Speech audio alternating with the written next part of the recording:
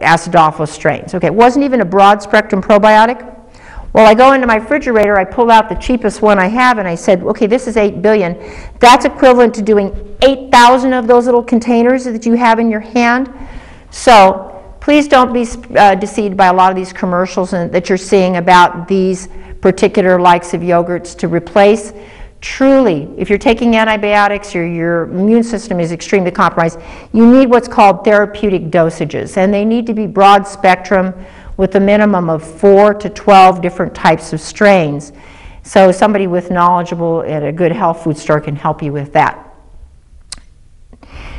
A lot of people are afraid to do detoxification. Now, when I'm talking about detoxification, you know that diet that I mentioned earlier about getting rid of all the meat and the saturated fat and going to a vegan diet, even temporarily? That's a good idea, but if it's at the extreme, what we can do is we can do what's called a detoxification. That's for people who have extreme mucus, they're coughing up stuff, and what we can do is we can put them on a vegetable juice type of fasting for 3 days. Now there's clinical data on that as well too. The mucus reduction and over-immunoresponse was almost 100% in people who went through these detoxification processes to help them with allergic responses. So I know a lot of people don't have the ability to do that, but at the minimum, get your fruits and vegetables up. You can do some vegetable juicing. And then green drinks. I know most people are like, what's that? No, I bet that tastes bad. Well, there are some out there that you literally can mix and they taste pretty good. They can be vegetables or mixed with fruit. But what we're trying to do then at that point with a lot of these green drinks or spirulina, chlorella, different types of things is besides helping you give you some protection from some radiation exposure, they can also help your body detoxify. Those greens alkali the blood, they give you oxygen, and they help your body better deal with whatever environmental toxins, toxic or non-toxic, that the body might be exposed to. There are tests that doctors, and I didn't mark this down on here, that they can run on your immunoresponses and how you're reacting and responding. And there are also food allergy tests that I suggest that people have done in order to find out what food allergies may be making them hypersensitive to. And that's not something that I addressed on here. I have people who have chronic hay fever all year long, or what chronic sinusitis is, which was our topic of our last show. So if we can determine what foods and avoid those foods as well, there are tests out there that a good doctor can run to help enable you to know what foods could potentially make you more vulnerable as well too.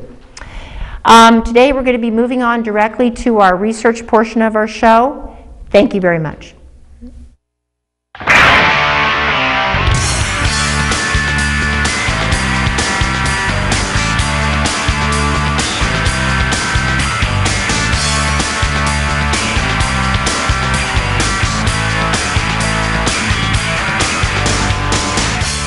Hi, welcome to the research portion of the show, and with us today is Ralph Turchiano. Thank you for that intro. Well, the first thing we'll come up to is menopause, and I mean early menopause. A lot of people can't figure out why they're hitting it at earlier and earlier ages. This is part of the evolutionary process. It's because we have different diets. Exactly what is it? Well, they found a direct link to one chemical, and it's around you in quite a lot of places, including your cookware, especially Teflon pots, things along those lines. You know, if you turn it on, you cook in Teflon pots next to birds, it kills the birds, or sometimes your pets. Well, it's the pure fluorocarbons. What they said, and this is printed in the Endocrine Society Journal of Clinical Endocrinology and Metabolism. Exposure to chemicals in the environment associated with the onset of early menopause. They found the higher the pure fluorocarbons in the body are associated with increased odds of experiencing menopause in women between the ages of 42 and 64. They've directly related the higher the pure fluorocarbons or PVC or PFCs in the blood, the earlier you reached menopause. They said, quote, PFCs are man-made chemicals used in a variety of household products, including food containers, clothing, furniture, carpets, and paints. The broad use has been widespread dissemination in water, air, soil, plant life, animals, humans, even in remote parts of the world. And you think your diet's pretty clean, you may be avoiding it? Well, 98% of the people in the United States test positive for having PFCs in the blood, or pure fluorocarbons. They also studied 25,957 women between the ages of 18 and 65. This was not a small study to test this chemical in the blood. And they found that the higher the serum concentrations of the pure fluorocarbons, the lower the estradiol levels were in the blood. Yes, estradiol, something many of you had gone to doctors to get supplements of, whether it be through Premarin or some other source at that time. Isn't it ironic the fact that you may not have even needed it at all if you just got the pure fluorocarbons out of the kitchen or the house, period. So these things are affecting you very negatively. They said there is no doubt there is an association between PFCs and the onset of menopause. Again, no doubt. PFC is known to have multiple adverse effects, even outside of low in estradiol. In their words, including increased cardiovascular risk and impairment of the immune system, which is something else to look at. So our findings suggest that PFCs are associated with endocrine disruption in women, and further research on mechanisms is warranted, which is pretty important considering it's totally surround you and you're immersed in it. And 98% of us already have it in our blood. Well, something to think about, if not for our generation, the next generation. Now, back to thimerosal. Thimerosal, as you know, it is that mercury, the pesky mercury that they found in vaccines and they recently removed. Well, that was only after they told you that there may be a risk to it, or there was no associated risk of organic mercury damaging the brain in anybody at that point of time. Well, in the current issue of Neurochemical Research, they had an interesting article called Integrating Experimental, In Vitro, and In Vivo Neurotoxicity Studies of Low-Dose Thimerosal Relevant to Vaccines. And this is what they found out about thimerosal-containing vaccines, otherwise known as TCVs, of low-dose thimerosal. They said major databases in PubMed and the Web of Science were searched for in vitro and in vivo experimental studies that address the effects of low-dose thimerosal or ethyl mercury on neural tissues and animal behavior. The information extracted from the studies indicated that A, the activity of a low dose of thimerosal against isolated human and animal brain cells was found in all studies inconsistent with mercury neurotoxicity. In all studies. This is after the CDC told us a little while ago that it was perfectly frickin' safe after you inject it into your children. Animal studies have shown that exposure to thimerosal could lead to accumulation of inorganic mercury in the brain, and that dose relevant to thimerosal-containing vaccine exposure possesses the potential to affect your human neurodevelopment. Thimerosal at concentrations relevant for infants. Exposure in vaccines is toxic to cultured human brain cells and to laboratory animals.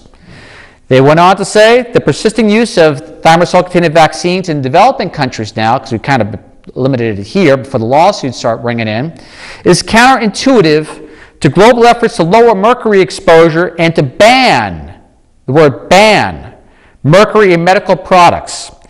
Its continued use in vaccines requires evaluation of a sufficiently non-toxic level of ethyl mercury compatible with repeated exposure, especially early in life.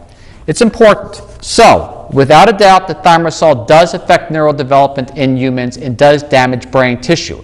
What they're basically questioning is how much brain tissue can we afford to damage before we begin to notice it. Thank you really a lot, CDC. You're really on the ball on this one. Sure, I'm going to trust you with making vaccines mandatory in the future. But here are some good things coming out of the Children's Hospital of Philadelphia, and also printed in December 10th print edition of Diabetes. If you have a weight problem during pregnancy or have been unable to control your weight effectively and you're giving birth to a child, there's an easy way not to pass on a lot of the factors that may relate to obesity. And they found out this. When feeding rats antioxidants, your vitamins, for example, like A, C, and E, during pregnancy, in their words, not mine, completely prevented obesity and glucose intolerance in the offspring. Again, December 2010 print edition of Diabetes. In part, by causing inflammation, furthermore, obesity during pregnancy creates an abnormal metabolic environment and during human gestation, which makes it easier to pass on obesity. They found that basically among the rats that ate only the Western diet, the offspring had significantly higher measures of inflammation and oxidative stress as early as 2 weeks of age, and were significantly fatter with impaired glucose tolerance compared to control rats.